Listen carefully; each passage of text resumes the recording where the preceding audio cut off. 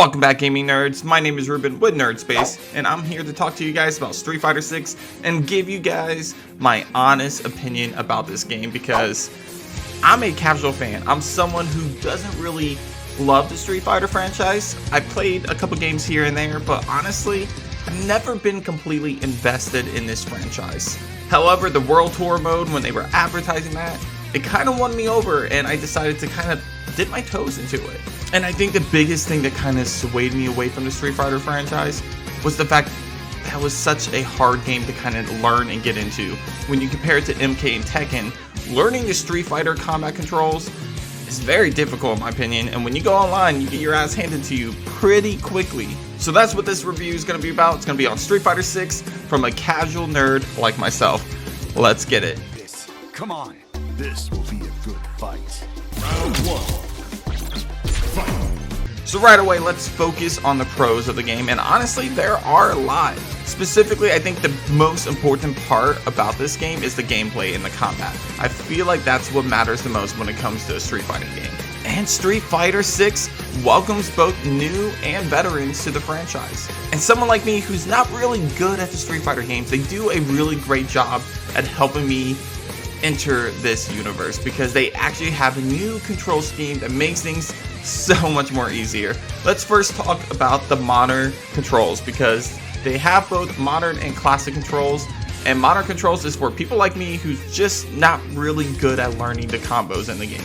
Basically, it makes this so much more easier to complete combos and do special moves. For example, instead of doing down, left, right, punch to do a specific special move, you can now just hit the triangle button or hit back triangle. So it definitely makes things so much more easier to do a special move, but not just that, the combos are even easier this time around because now you can hold the R2 button if you're playing on the PlayStation 5. You can hold the R2 button and then press like the punch button or the kick button and just keep pressing that button, and it will actually complete a combo for you instead of you trying to figure out what type of combos does each character have. In the past, people usually have to spend about 3 to 5 hours to learn everyone's combos, or a specific character's combos actually. So if you wanted to be a Ken fighter, you would spend about 3 to 5 hours learning Ken's moveset. Then you would go online, then you verse other people, and then you might decide, okay, I want to switch to a different character. Then you have to spend 3 to 5 hours trying to learn that character's movesets. This whole modern controls makes things so much more easier to learn different characters' combos and special moves. So it's very appreciative for someone like me who just cannot learn the controls at all when it comes to the classic controls. Now, if you are someone who does like the classic controls, first off, congrats to you, hats off to you. I don't know how you do it. But if you are someone that prefers the classic controls, you can switch over to that, and as an added benefit for you using the classic controls, there are special moves, some abilities, combos that only you can do if you're on classic. So it allows the vets and the newbies to kind of mesh together, and it allows Street Fighter 6 to be a game where it welcomes both the veterans and the noobs like myself into the franchise without making things too complicated for people like us. It creates more fluent and exciting gameplay and beautiful matches that I think it was definitely a huge step up from previous titles. While we're on the topic of the gameplay, there's a new mechanic called the drive mechanic. It's the drive bar, where basically you can do specific types of moves, defense, or even dash movements with this drive bar to kind of add a new level of strategy. For example, you can do something called drive impact that can help maybe smash someone's defense or do a stronger attack.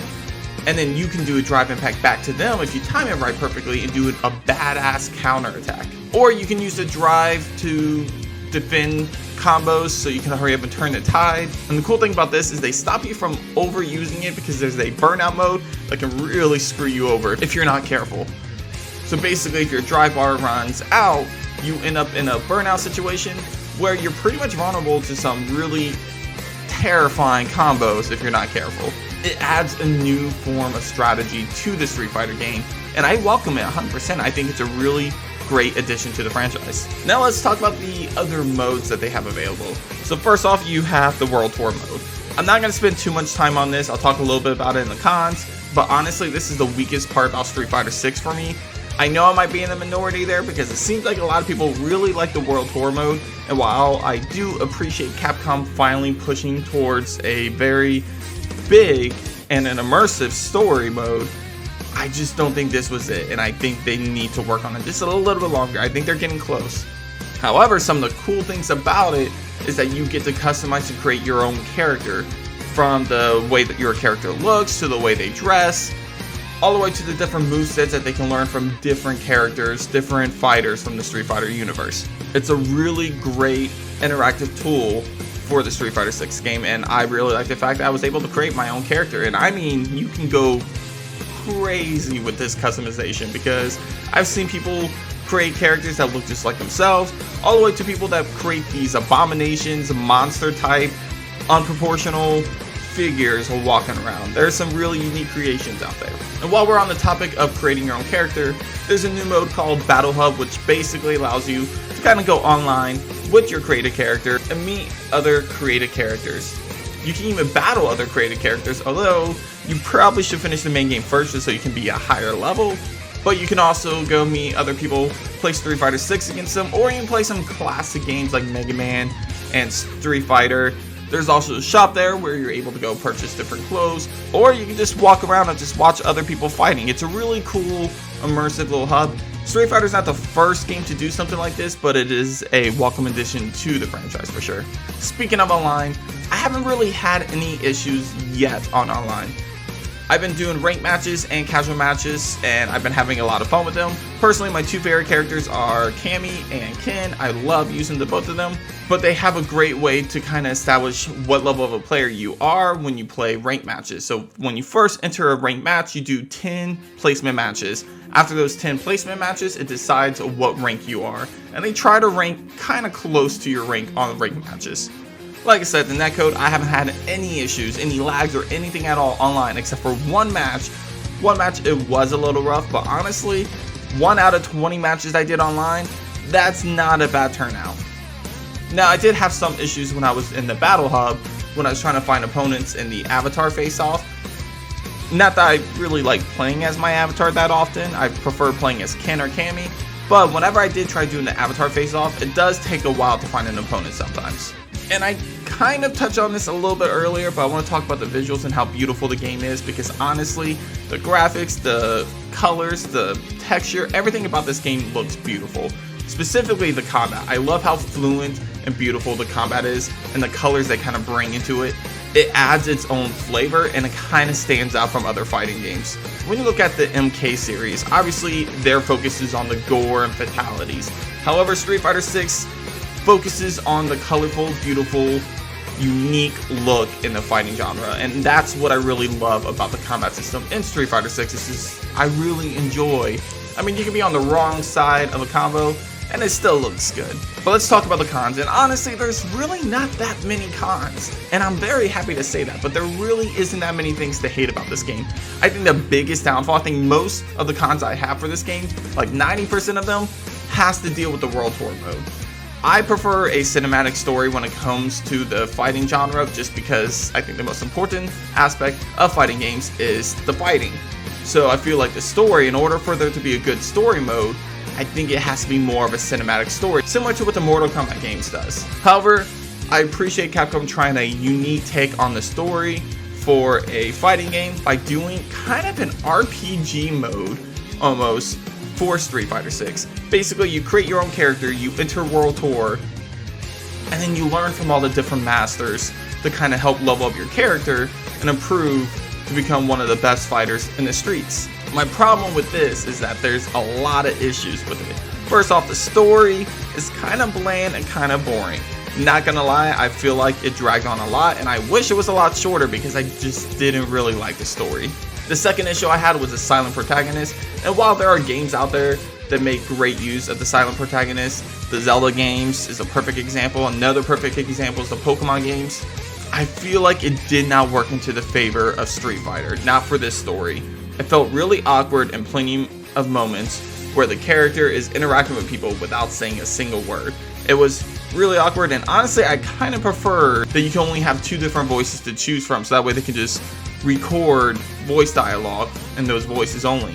Similar to what they did with Hogwarts Legacy. I wish they did something similar to that because it did feel really awkward with the silent protagonist. But I think the thing that made the World Tour mode the most frustrating has to do with the upgrading mechanics. I feel like it's a really slow upgrade for not just your character, but your masters too. We'll start with the characters. The fact is that you have to level up your character to become stronger and unlock more skills from the skill tree, which that part I do like.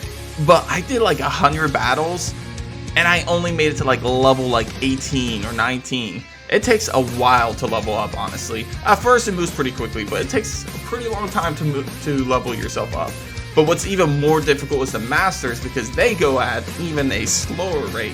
I mean, I've been using loot style since the very beginning of the game, and almost most of the story I get through, I am still yet to unlock everything with loot. That's how long it takes to level up a master.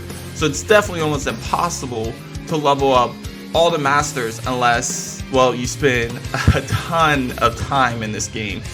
And honestly, I sense that in the future we might see some microtransactions that are gonna help make that easier, and that's not gonna be good when that happens, because you know people are gonna lose their mind. Kind of similar to what they did with the Resident Evil 4 remake, where they released some tickets that you can purchase to level up your guns faster.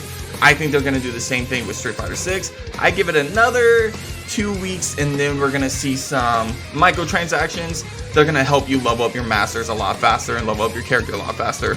I'm calling it now, guys. Listen to this right now. We're gonna see microtransactions that'll level up your character and your master level much faster in the next couple weeks. But like I said, most of the negatives I have has to deal with the World Tour mode. If you step away from the World Tour mode and just focus on the combat and everything there else, the arcade mode, everything else about this game, it's actually a really fantastic fighting game, and one that I did not expect to love as much as I did, because I'm not a huge fan of the Street Fighter franchise. I've always thought Tekken and Mortal Kombat was a better fighting franchise than Street Fighter, and I know that's just me. I just feel like Street Fighter was too competitive for me.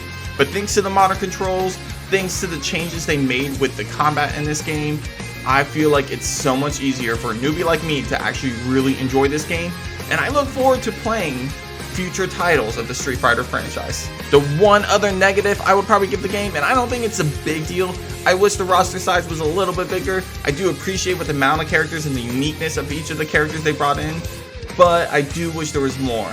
Speaking of the characters, there's about 18 characters to choose from, with more to come soon, and each character has a very unique style of fighting that you can learn, and it's a lot of fun to play as all these different characters and learn their specific movesets and figure out which ones fit to your playstyle. You have 6 brand new characters, 12 returning characters, but even the returning characters feel as unique as the new characters because everything has been updated and changed for the better. So without further ado, guys, let's get to the final verdict for a casual nerd gamer like myself in the Street Fighter franchise. Do I love this game? How good do I think this game is? My final verdict, I'm gonna go ahead and give this a 9 out of 10. I am very close to giving it 10 out of 10, but I think the only thing that holds me back from giving it that perfect 10 out of 10 is just the fact that it needs a captivating story mode. I feel like if it had that single player experience, then it would be probably a near perfect fighting game in my opinion. If Capcom just works on that a little bit more, avoids the microtransactions that focus on game-changing elements, I think the Street Fighter 7 game or a future Street Fighter game could be one of the best fighting games ever to be made. But let me know in the comments, what do you guys think about my review, and what do you guys think about Street Fighter 6? Do you think it's a really good game? Do you really love it? And let me know what you think about the World Tour mode. Am I missing this completely? Am I just not understanding it as much? Do you guys really love the World Tour mode? I'd love to know your opinions in the comments, guys, as always. But thanks for joining me, guys. If you haven't subscribed already, make sure you hit the subscribe button, hit that like if you really enjoyed this video, or the dislike if you didn't like what I said in this video, and share this video with your friends and family. And as always, guys, I'll see you on the next Nerd Space. Take care.